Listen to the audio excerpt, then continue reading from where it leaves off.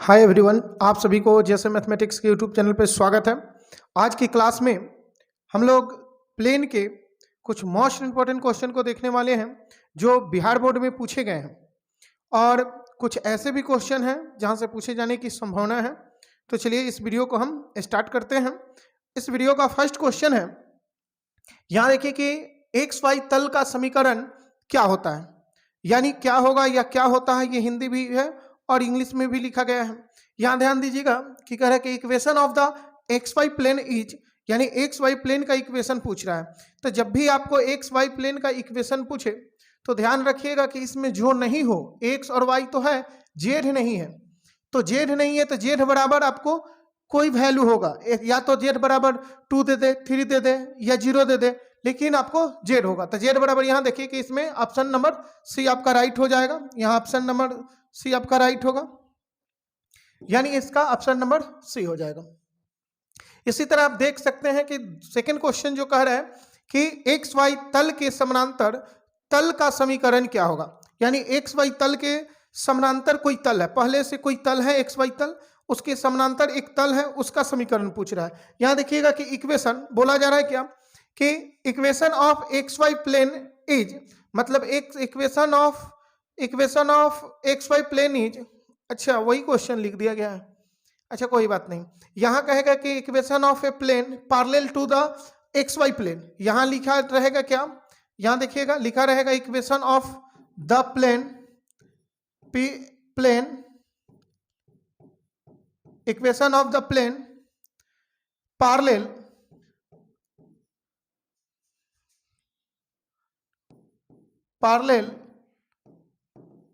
Parallel to the X Y plane, यानी यहां आपको यहां छूटा हुआ है, यहां लिख लीजिएगा कि equation of the plane parallel to the यहां आप द लगा दीजिएगा, the X Y plane is क्या होगा। तो ध्यान रखिएगा कि इसमें आपको एक्स वाई प्लेन का करेक्ट, पहले से एक प्लेन है और उसी प्लेन के पहले से एक प्लेन है, उसी प्लेन के समानांतर एक प्लेन का इक्वेशन जब भी खींचना होगा तो ध्यान रखिए कि इसमें जो नहीं होगा, जैसे एक्स वाई तो है, जेड नहीं है, तो जेड बराबर कुछ ना कुछ मान दिया रहेगा। तो जेड बराबर यहाँ सी दिया है, हो सकता है कि जेड बराबर आपका जेड बराबर सी ना देकर जेड बराबर कोई नंबर ही दे दे, 5 दे दे या -5 दे दे, इस तरह से ये हो सकता है। तो चलिए सेकंड क्वेश्चन की ओर चल रहे हैं। सेकंड क्वेश्चन आपको कह रहा है कि equation of X Y plane, यहां देखिए सेकंड क्वेश्चन पहले यहां है, अब इसी आधारित कुछ फॉर्मूला भी लिखा गया था, ध्यान रखिएगा। ये जो अभी दोनों क्वेश्चन बतलाए हैं उस पे आधारित कुछ फॉर्मूला है जो यहाँ से एक ना एक क्वेश्चन जरूर पूछा जाता है। ये 3 से 1, ये 3 से 1 यानी निश्चित है। तो यहाँ देखिएगा कि वही चीज अभी जो बतलाए हैं वही चीज है, equation of X Y plane is, यानी एक्स वाई प्लेन का इक्वेशन क्या होगा। तो एक्स वाई प्लेन में देखिए एक्स वाई प्लेन नाम हुआ तो जेड तो नहीं है, तो जेड बराबर 0 होगा। यहाँ देखिए कि जब equation of Y Z plane is क्या होगा, तो यानी वाई जेड प्लेन का इक्वेशन पूछे तो x इक्वल टू 0 लेना होगा, यानी x बराबर 0। अब देखिए कि यहाँ equation of Z X plane is y बराबर 0, क्यों, क्योंकि यहाँ जेड और x है लेकिन y नहीं है, तो यहाँ y बराबर आपको 0 लिखना होगा। यानी ये आप ऑप्शन यहाँ से 3 क्वेश्चन बन सकता है। अब यहाँ देखिए ये दूसरे नोट जो है, यहाँ equation of a plane parallel to X Y plane is कह रहा है, यहां ध्यान दीजिए अभी जो क्वेश्चन सेकंड क्वेश्चन था, फर्स्ट क्वेश्चन जो था इस पे था, सेकंड क्वेश्चन आपको इस पे है। यहां कहा जा रहा है कि equation of a plane parallel to X Y plane, अभी लिखे थे ना कि छूट गया था, यही चीज ना छूटा था कि parallel to the plane X Y plane, ये छूटा था। तो यही चीज को आप लिख लीजिएगा। कह रहा है कि एक प्लेन के एक्स वाई प्लेन है, एक्स वाई प्लेन के एक पैरेलल मतलब समानांतर प्लेन का इक्वेशन क्या होगा। तो बोले हैं कि यहाँ जेड बराबर कोई ना कोई मान होगा, 2 होगा, 4 होगा, 5 होगा, कुछ ना कुछ एक वैल्यू आपको दिया रहेगा। कैसे समझेंगे, एक्स वाई प्लेन आपको है तो जेड इसमें नहीं है तो जेड का मान दिया रहेगा। सेकेंड वाला है कि equation of a plane, second है कि equation of a plane parallel to Y Z plane, तो क्या होगा, यहाँ देखिए कि वाई जेड प्लेन के समानांतर किसी प्लेन का इक्वेशन क्या होगा। तो देखिए इसमें y और z है, x नहीं है, तो x का वैल्यू कुछ ना कुछ होगा, चाहे माइनस में हो या प्लस में हो या फ्रैक्शन में हो, उससे मतलब नहीं है, कुछ ना कुछ मान दिया रहेगा, x बराबर 2 या x बराबर 5 ऐसा हो सकता है। यहाँ देखिएगा कि इक्वेशन ऑफ थर्ड नंबर है, equation of a plane parallel to Y Z X plane is क्या होगा, तो इसमें जेड और एक्स है, वाई नहीं है, तो वाई बराबर कोई ना कोई मान होगा, यहाँ शून्य नहीं होगा, ध्यान रखिएगा। ये यहाँ जीरो है जीरो नहीं होगा, यहाँ आपका कोई नंबर होगा, सी होगा, कांस्टेंट वो लिखा जा रहा है, कोई भी कांस्टेंट हो सकता है नंबर फॉर्म में। चलिए आगे बढ़ते हैं, इसको स्क्रीनशॉट लेना होगा तो आप स्क्रीनशॉट ले लीजिए, क्योंकि यहां से इंपॉर्टेंट है कि यहां से क्वेश्चन बनाएगा। यहां देखिएगा, अब कुछ क्वेश्चन प्लेन का फॉर्म चल रहा है, कोई प्लेन है उसका थोड़ा व्याख्या कर ले, उसके बाद कुछ और ऑब्जेक्टिव क्वेश्चन देखेंगे। यहां आपको ध्यान दीजिएगा कि यहां आपको बारे में यहां लिखा हुआ है क्या, इसके प्लेन के बारे में, कि equation of a plane in normal form is R vector dot N cap बराबर फी। यानी यह एक नॉर्मल फॉर्म में एक प्लेन का इक्वेशन है, यानी कोई अगर प्लेन हो इस तरह से, मान लीजिए कि यहाँ कोई प्लेन है, इस तरह से कोई प्लेन है, इस तरह से कोई प्लेन है, तो इस प्लेन का ये इक्वेशन है, वेक्टर इक्वेशन है, वेक्टर इक्वेशन, ये वेक्टर इक्वेशन इस प्लेन का कहा जाएगा। और इस वेक्टर इक्वेशन में देखिए एक नॉर्मल होता है जिसको हम लोग एन कैप लिखते हैं, एक नॉर्मल होता है जिसको एन कैप हम लोग लिखेंगे, और वही एन कैप को पोजीशन वेक्टर के साथ गुना कर दिया जाए तो वह पी आएगा, और पी क्या आएगा, वो परपेंडिकुलर होगा, यानी डिस्टेंस आएगा, यानी ये प्लेन से इसकी लंबाई आता है, ये पी। यहां ध्यान दीजिएगा, लिखा गया है कि वेयर वेक्टर आर बराबर क्या है, इसमें वेक्टर आर जो है पोजीशन वेक्टर होता है, एक्स आई कैप, वाई जे कैप, जेड के कैप, और दूसरा ये है एन कैप जो होता है वो क्या होता है, तो नॉर्मल वेक्टर होता है। यहां देखिए कि एन कैप बराबर L I cap plus M J cap plus N K cap, ये आपका नॉर्मल वेक्टर है, यहाँ एन कैप रहेगा तो ये लिखना होगा। अगर आगे हम बतलाएंगे कि अगर वेक्टर एन हो तो क्या लिखना होगा वो समझिएगा। यहां देखिएगा, equation of a plane in the Cartesian form is, यानी किसी प्लेन का इक्वेशन यदि कार्टेशियन फॉर्म में लिखना है, कार्टेशियन फॉर्म में, तो हम लोग कैसे लिखेंगे, तो ये ध्यान रखिएगा, L X plus M Y plus N Z बराबर पी, ये बराबर में आपका पी होगा, पी वही लंबवत दूरी होगा।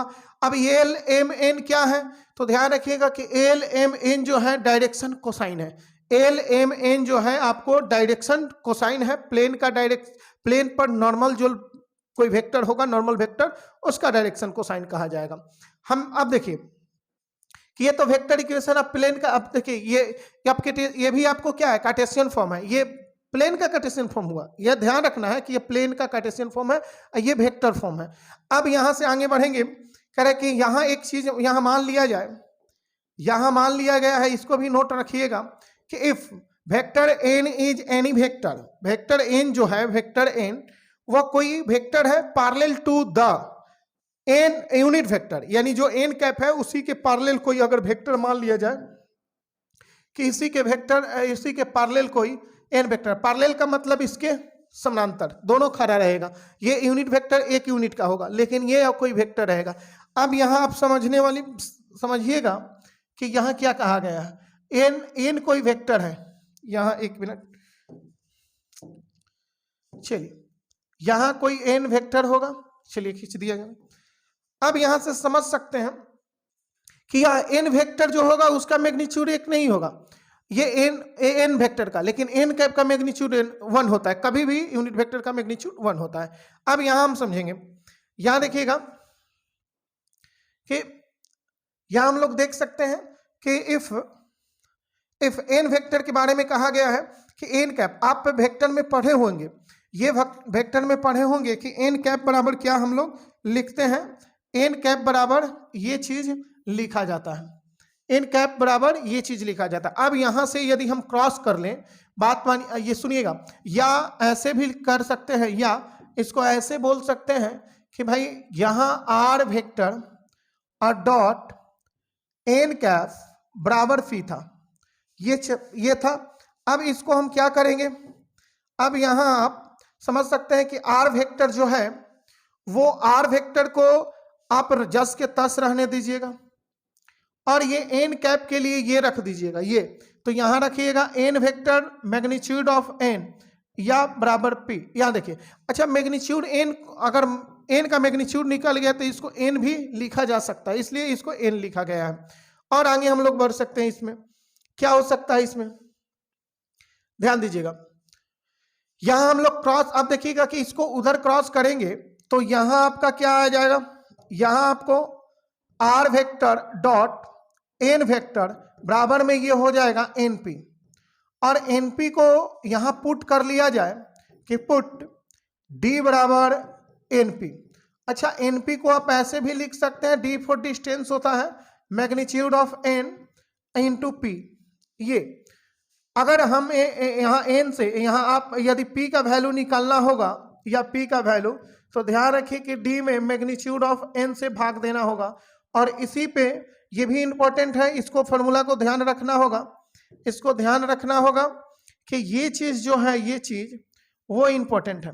क्यों है, क्योंकि अभी जो हम बतलाएंगे ओरिजिन से इस पे क्वेश्चन भी बनता है, ओरिजिन से किसी प्लेन की दूरी, उस समय आपको यही फॉर्म आपको ध्यान रखना होगा कि P बराबर D divide by vector N होगा। और वेक्टर एन किस फॉर्मेट में रहेगा, तो आप देखिए वेक्टर अब यहां से रूप बदल गया, ये वेक्टर का एक अदर रूप हो जाएगा। अगर डी यहां मान लिया जाए तो एनपी के लिए हम क्या लिख देंगे कि vector R dot vector N बराबर वेक्टर, यहाँ देखिए डी यहाँ देखिएगा कि ये स्केलर रहेगा, यहाँ दो वेक्टर का डॉट प्रोडक्ट होने के कारण ये स्केलर बन जा रहा है। तो ये आपको वेक्टर इक्वेशन हुआ, ये भी आपका वेक्टर इक्वेशन है, और वो था वो भी वेक्टर इक्वेशन। नॉर्मल फॉर्म में ये दोनों इक्वेशन कहा जाएगा। अब इसमें ये एन वेक्टर है, यानी नॉर्मल वेक्टर है, लेकिन वो कोई भी ये नॉर्मल हो सकता है, प्लेन पर कोई भी नॉर्मल वेक्टर दिया जा सकता है। लेकिन नॉर्मल यूनिट वेक्टर अगर कहेगा तो एन कैप रखना होगा। नॉर्मल यूनिट वेक्टर के समय आपको एन कैप रखना होगा, नॉर्मल यूनिट वेक्टर के समय आपको एन कैप रखना होगा। यहां देखिए ये एन कैप मतलब एक यूनिट का, यहां से आप फॉर्म हम दिखाए भी हैं, यहां दिखाए हैं कि देखिए ये भी एक रूप है, ये भी आपको, ये भी जो है ये वेक्टर का रूप है, लेकिन कब ये जो है यूनिट वेक्टर दिया रहे तब। अगर नॉर्मल वेक्टर सिर्फ कह रहा है कि कोई प्लेन पर नॉर्मल है, तब वह यूनिट वेक्टर ना होकर कोई ना कोई वेक्टर होगा, इसलिए वो इस फॉर्म को लिखा गया है। अब इसी को हम आगे बदलकर कार्टेशियन फॉर्म में लाएंगे, तो चलिए इसको भी देख लिया जाए। कार्टेशियन फॉर्म में हम लोग देख ले रहे हैं, देखिएगा इसका कार्टेशियन फॉर्म जो क्या होता है अभी समझिएगा। यहां लिखा, यहां if ax plus B Y plus C Z plus D equal to 0 be the equation of a plane, ये भी एक प्लेन का इक्वेशन है, ये वेक्टर आपका कार्टेशियन इक्वेशन ही होगा।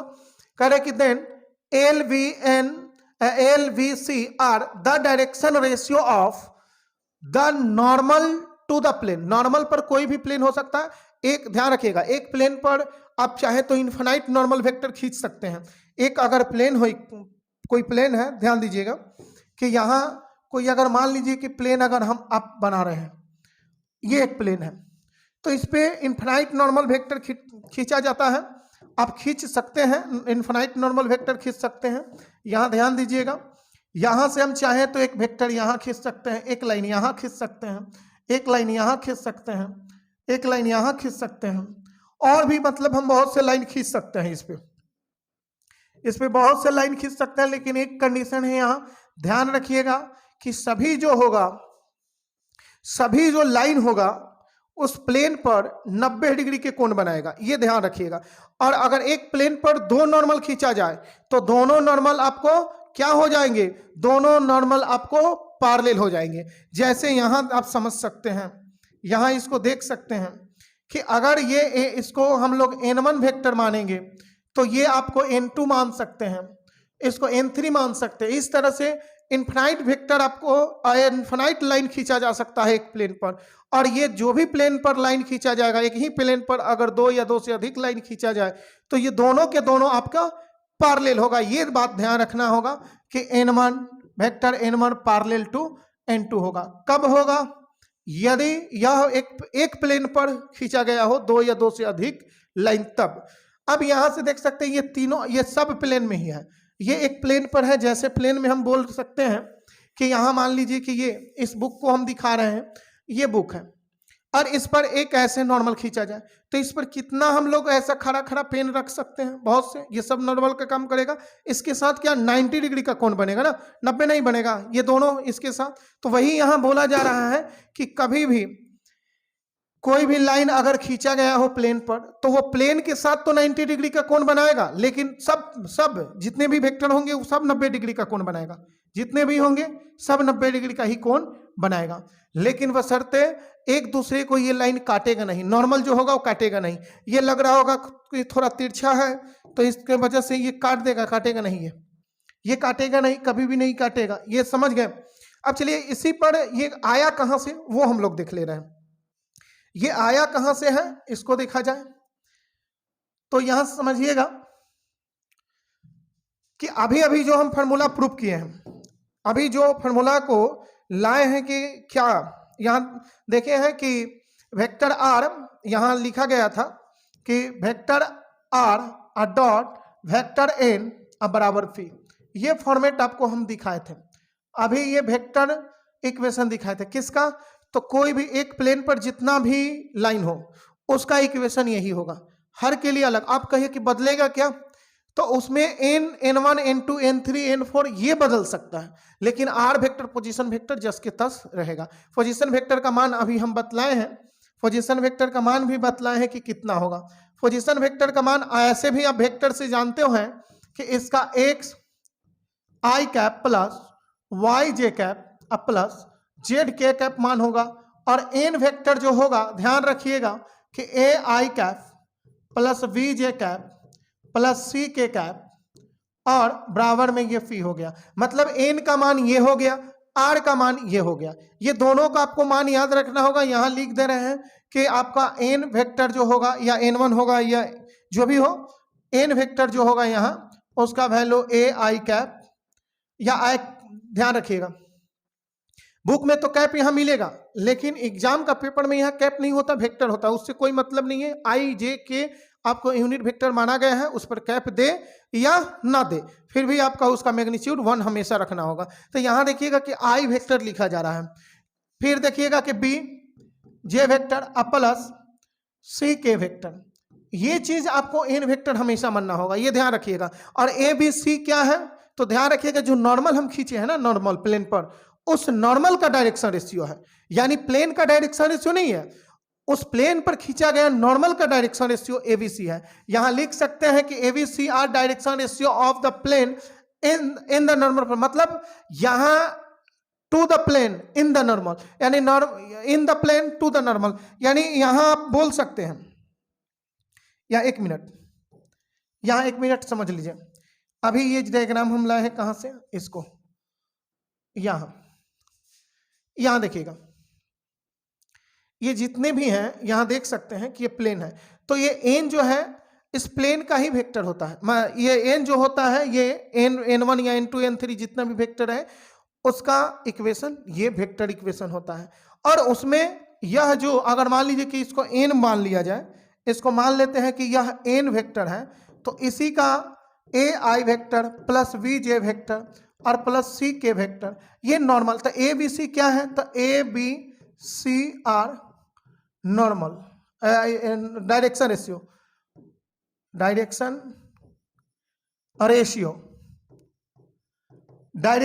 एबीसी क्या है, डायरेक्शन रेशियो, किसका डायरेक्शन रेशियो, तो नॉर्मल का।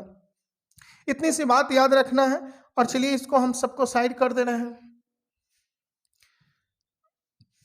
अब देखिए यहां से ये इस फॉर्मेट को हमको निकालना है, तो यहां गुना कर दीजिए। डॉट प्रोडक्ट का गुना आप लोग जानते होंगे कि x में a से गुना होगा तो a x होगा, कहीं के आई कैप मिलकर 1 हो जाएगा, आई कैप और आई कैप मिलकर क्या होगा 1 होगा। यहां देखिए कि आप इससे गुना करेंगे y से b में तो क्या हो जाएगा by, फिर यहां देखिए कि z से c में तो cz और बराबर में p।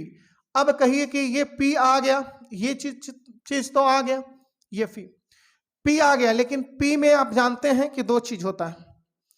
दो चीज क्या होता है, p का जो फॉर्मेट निकालिएगा तो यहाँ कांस्टेंट फॉर्म में ये p हो सकता है, इसी p को यहाँ d भी मान सकते हैं, क्योंकि कहा गया था वहां कि ये p बराबर होता है d divide by n cap.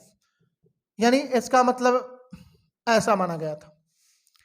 बात समझ रहे हैं? और यही कोई ना कोई दोनों ये कांस्टेंट होगा, ये भी कांस्टेंट, ये भी कांस्टेंट, तो डिवाइड करके एक अदर कांस्टेंट आएगा ना, वही पी है। आप चाहे तो इसके बदले डी भी रख सकते हैं, लेकिन फॉर्मेट आ गया वही। फॉर्मेट आप ध्यान रखना होगा, यानी यहाँ आप डी लिख सकते, आप कहिए कि डी हाई रूप में आया, डी को हेने इधर आना चाहिए था, उससे कोई मतलब नहीं। आप डी इधर रखिएगा, इधर अगर इधर रखिएगा। मेन रूप यही होता है कि ए एक्स बी वाई प्लस सी एक्स अब प्लस का डी। और डी तो भाई कांस्टेंट जो है वो निगेटिव भी हो सकता है, पॉजिटिव भी हो सकता है। वो तो आपको क्वेश्चन अगर प्लस है तो प्लस लेकर बनाएंगे, माइनस है तो माइनस लेकर बनाएंगे। यह ध्यान रखने वाला है कि ये फॉर्मेट को हमें याद रखना है, या फिर इस फॉर्मेट पर भी कुछ क्वेश्चन को हम सेट करके बनाएंगे। तो चलिए आगे बढ़ रहे हैं। ये आपको याद रखना होगा कि किसी प्लेन का ये जो है आपको ये कार्टेशियन इक्वेशन होता है, किसी प्लेन का ये आपको वेक्टर इक्वेशन होता है। ये पी जो होता है ये प्लेन से, ये पी जो होता है प्लेन से ये दूरी को रिप्रेजेंट करता है। प्लेन से किसका दूरी होता है? तो वह नॉर्मल का दूरी होता है। चलिए आगे बढ़ेंगे। अब आगे बढ़ेंगे, इस पे और भी क्वेश्चन जो बनेगा बनाया जाएगा। यहां देखिएगा कि कह रहा है कि the distance between the plane, the parallel plane इतना और एंड इतना, दो पैरेलल प्लेन के बीच की दूरी आप यहां निकालने के लिए कह रहा है। दो पैरेलल प्लेन, तो दो पैरेलल प्लेन के बीच की दूरी कैसे निकालेंगे, उसके लिए एक फॉर्मूला है, उसको ध्यान रखिएगा। अगर दो इक्वेशन यहां ध्यान रखिए कि दो इक्वेशन दिया गया है, A X plus B Y plus C Z plus C Z और प्लस डी वन बराबर 0। एंड एक और इक्वेशन रहेगा यहां A X plus B Y plus C Z और प्लस डी टू बराबर 0।